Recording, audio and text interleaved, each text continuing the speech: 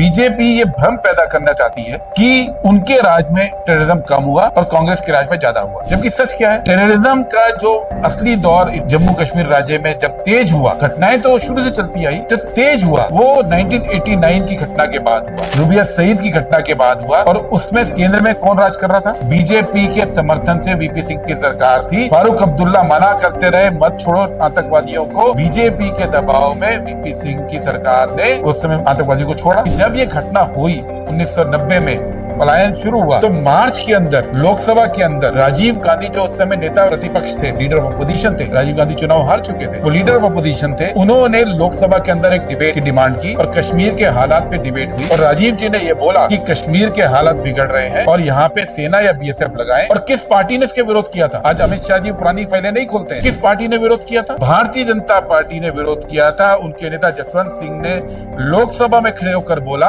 कि ये low grade terrorism है। मैं एग्जैक्ट शब्द यूज कर रहा हूँ, low intensity low grade terrorism है, इसलिए कश्मीर में ना तो सेना लगानी चाहिए ना बीएसएफ लगानी चाहिए। ये बीजेपी का स्टैंड था। यही नहीं, 1999 में IC 814 की बात हम सब जानते हैं। कौन था सरकार के अंदर? बीजेपी की सरकार थी। दुर्दांत आतंकवादियों को छोड़ा गया था और उन लोगों के छोड़ने के बाद जो कश्मीर में घटनाएं घटी 2001 में, 2002 में, हर साल 4,000 कैजुअलिटी होनी शुरू हुई। 2004 में जब कांग्रेस पार्टी की सरकार डॉक्टर मनमोहन सिंह की बनी, यूपीए की सरकार, तो उस वक्त 2000 कैजुअलिटी कश्मीर में होती थी। और यूपीए ने अपनी नीति के बदौलत, और नीति टेररिज्म में स्ट्रिक्ट रहने की नीति थी कि हम टफ रहेंगे, यहाँ पे विकास करने की नीति थी, जम्मू कश्मीर के लोगों के दिलों पे मलहम लगाने की नीति थी। तो 2004 में जो 2000 कैजुअलिटीज होती थी, 2011 तक आते आते 70 रह गई। 2011 में, 12 में, 13 में, 14 में कश्मीर में जो कैजुअलिटीज होती थी वो 65-70 तक आ गई थी। जो देश में भी आप लगा लीजिए तो कई जगह पे इससे ज्यादा कैजुअलिटीज हो रही थी। और 2014 तक, 2010-11 से लेकर 14 तक यही कश्मीर घाटी थी,